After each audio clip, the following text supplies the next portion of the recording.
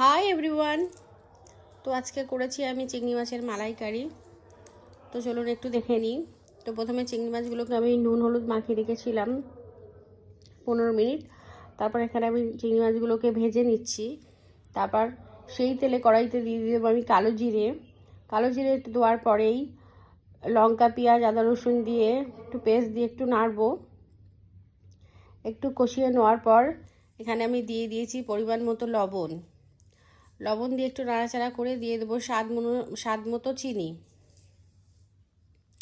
চিনি দেওয়ার পরে আমি দিয়ে দিয়েছি এখানে টমেটো সস দিয়ে একটু নাড়িয়ে দিয়ে দেবো কাজু বাদাম পোস্ত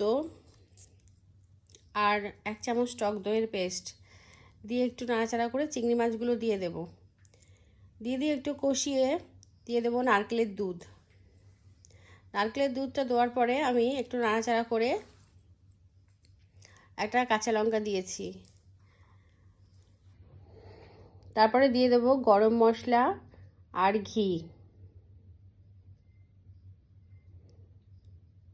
গরম মশলাটা আর ঘি দেওয়ার পরে আমি একটু ঢেকে দেওয়ার পরে আমাদের কমপ্লিট হয়ে যাবে চিংড়ি মাছের মালাইকারি। তো আবার নেক্সট ভিডিওতে দেখা হচ্ছে।